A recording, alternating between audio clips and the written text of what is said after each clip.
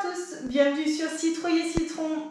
Aujourd'hui, direction la cuisine pour une recette qui ne se mange pas. En fait, je suis arrivée à bout de ma crème pour le visage et vu comme la mauvaise saison commence à pointer le bout de son nez, doucement mais sûrement, il est largement temps de refaire le plat. En été, j'utilise tout simplement de l'eau florale, de l'eau de bleuet et une huile végétale qui est de l'huile de noisette. Ça suffit amplement parce que la peau est assez souple avec les chaleurs qu'il a fait notamment cet été. Par contre, maintenant que les températures commencent à baisser, qu'il commence à y avoir du vent, etc., il est temps de prendre soin de sa peau. Je vous propose aujourd'hui de faire ensemble une crème pour le visage, on va dire effet bonne mine. Pourquoi effet bonne mine? Parce qu'elle va contenir du macérat huileux de carotte. Et comme vous le voyez, le macérat huileux de carotte, c'est un macérat avec une belle couleur orangée. Et il est notamment riche en vitamine A. À quoi ça va servir? Ça va servir à déjà avoir une crème avec une belle couleur, mais ça à la limite les couleurs on s'en fiche. Ça va vous permettre de maintenir votre teint hâlé un petit peu plus longtemps dans la saison. Ça permet d'entretenir le bronzage. Donc aujourd'hui, macérat huileux de carotte comme base pour notre crème. En termes d'ingrédients, au-delà de ça, de quoi est-ce qu'on va avoir besoin? On va avoir besoin également d'olivem. L'olivem, qu'est-ce que c'est? C'est un émulsifiant. Ça sert à quoi un émulsifiant? C'est très simple. Vous avez déjà essayé de mélanger de l'eau et de l'huile ensemble? Ça ne se mélange pas. Ça va déphaser. Vous allez avoir l'huile en surface et l'eau qui va rester dans le fond. Le fait d'ajouter un émulsifiant comme l'olivem, c'est ça qui va permettre que l'eau et l'huile se mélangent. Donc, l'huile dans notre crème, c'est le macérat huileux de carotte. Et l'eau, qu'est-ce qu'on va utiliser comme phase aqueuse? Ça va être une eau florale. Moi, j'ai choisi une eau florale de bleuet pour ses vertus notamment apaisantes pour la peau. Donc, macérat huileux de carotte, eau florale de bleuet, olivem pour mélanger tout ça. Pour entretenir un petit peu plus l'hydratation de la peau et garder une peau relativement souple, je rajoute un petit peu d'urée, donc vraiment un tout petit peu. L'urée, si vous allez le doser de plus en plus fort, vous allez avoir jusqu'à un effet kératolytique. En fait, ça va venir un peu poncer la peau. C'est pas ce qu'on cherche là, on veut juste assouplir et garder l'effet hydratation, donc un tout petit peu d'urée. Et ensuite, pour éviter que la crème ne se périme, pour éviter qu'elle moisisse, si vous souhaitez la conserver en dehors du frigo, dans votre meuble de salle de bain, on va rajouter un conservateur qui est le Cosgar.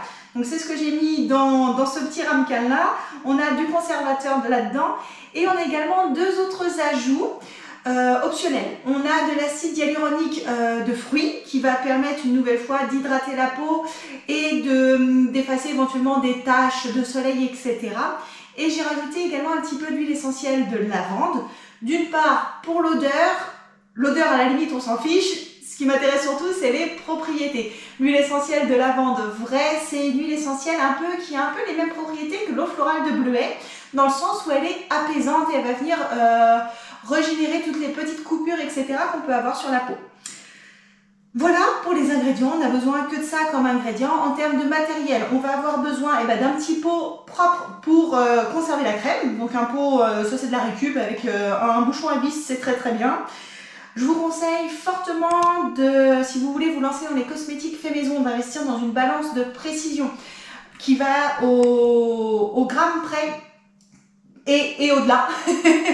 Parce qu'en fait, les balances de cuisine sont généralement pas assez précises.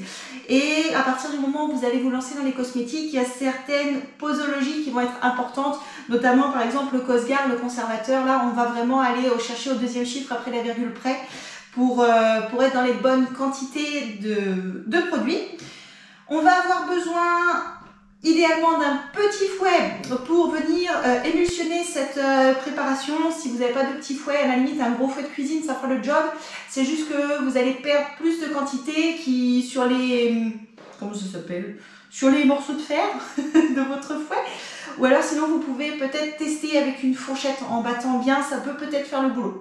En tout cas, ça coûte 3 francs 6 sous. Si vous vous en servez régulièrement, ça peut être vraiment intéressant de partir là-dedans. Voilà tout ce dont on a besoin. Le conseil que je vous donne avant de vous lancer dans la préparation à proprement parler, c'est vraiment de préparer toutes vos quantités de tous vos ingrédients de façon à être serein ensuite, une fois qu'on va lancer le chauffage. La première étape, ça va être de mettre au bain-marie notre macérat huileux de carotte Pourquoi est-ce qu'on met au bain-marie? C'est comme pour la préparation du chocolat. On est dans la cuisine, j'en profite pour continuer sur les analogies, des analogies culinaires. Si vous mettez directement votre chocolat ou si vous mettez directement votre macérat à huile de carotte sur la flamme, vous allez brûler les principes actifs, vous allez dégrader les propriétés de votre matière première. Donc au bain-marie, le macérat huileux de carotte, au bain-marie éventuellement le chocolat si vous êtes en train de faire autre chose à côté. Ça permet en fait d'avoir une diffusion beaucoup plus douce de la chaleur et de monter tranquillement en température. Donc pour cette première étape, on va faire fondre au bain-marie notre macérat huileux et l'olivem. On va faire fondre l'olivem dans le macérat huileux au bain-marie et venez régulièrement surveiller de façon à ce que ça ne se mette pas à bouillir. Ça va mettre du temps à fondre, mais surveillez quand même, partez pas faire un footing d'1h30, ça va pas aller.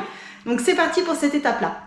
Vous voyez, on n'a pas un demi-litre de macérat huileux à faire fondre, donc ça ne sert à rien de remplir la casserole ras la gueule en eau. Il suffit simplement que votre macérat huileux soit en dessous du niveau d'eau, ça suffit amplement. Et ça vous simplifiera la tâche pour récupérer le bol une fois que ce sera fondu là-dedans. Les quantités que je vais vous mettre quelque part sur l'écran, ça va être les quantités pour réaliser un petit pot de crème. Donc vous pouvez tout à fait multiplier par 2, 3 ou 4 si vous voulez vous faire d'un gros stock de crème ou si vous voulez en offrir. En termes de durée de conservation, on va être à peu près sur 2 mois de conservation à température ambiante. Donc ça se tient vraiment plutôt bien. De mon côté, ça tient même un peu plus longtemps sans aucun problème. Je préfère pas vous dire 2 mois, comme ça au moins il n'y a pas de problème à avoir. Ce qui est important à avoir en tête, c'est garder absolument bien les mêmes pourcentages. Si vous décidez de faire différents volumes, il faut bien que toutes les quantités soient identiques en termes de proportion par rapport à ce que je vous donne, parce que si vous mettez par exemple plus d'eau de bleuet, eh ben, la quantité de Cosgar sera adaptée dans ce cas. Donc partez bien sur les mêmes pourcentages. La recette elle est également disponible sur le blog. Quand l'olivem est bien dissous, on va venir, on va enlever le bol. On va venir enlever du bain-marie le bol. Et on va rajouter l'eau de bleuet petit à petit tout en fouettant très régulièrement. C'est vraiment indispensable dans toute la suite des étapes de fouetter régulièrement. Vous ne fatiguez pas, tranquillement mais régulier.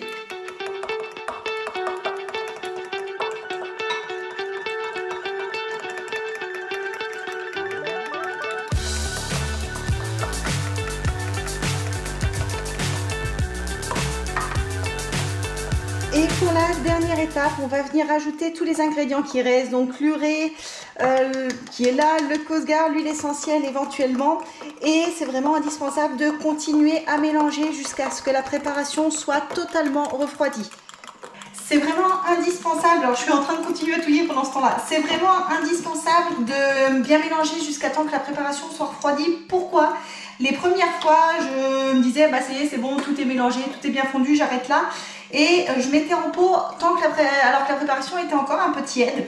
Et ce qui se passait, c'était que la préparation déphasait. En fait, on avait une partie solide qui venait sédimenter un peu dans le fond du pot et une partie liquide qui restait en surface. C'était pas dingue parce que il fallait retouiller dans le pot et ça s'amalgamait pas correctement une fois que c'était froid. Donc c'est indispensable de remuer tant que c'est tiède. Si vous voulez accélérer la prise en masse de votre crème, ce que vous pouvez faire, c'est faire un bain-marie d'eau froide dans lequel vous allez venir poser votre bol de préparation. Ça va accélérer la baisse de température. Ça peut être une astuce, c'est ce que je fais aujourd'hui parce qu'en plus il fait relativement chaud, donc ça met du temps à refroidir. En hiver, vous pourriez imaginer d'aller vous mettre dehors avec votre petit bol, votre petit fouet et continuer à touiller quand il fait froid dehors. Ça accélérera la prise en masse. Une fois que votre crème a refroidi, il suffit de la mettre dans votre petit bocal propre. Et votre bocal propre, vous pouvez le conserver tout simplement dans le placard de votre salle de bain. C'est fini pour cette recette-là. J'espère qu'elle vous a plu. Si c'est le cas, pensez à liker la vidéo et si ce n'est pas déjà fait, à vous abonner à la chaîne et à cliquer sur la petite cloche pour ne pas louper la prochaine. Et moi, je vous dis à très bientôt sur Citrouille et Citron.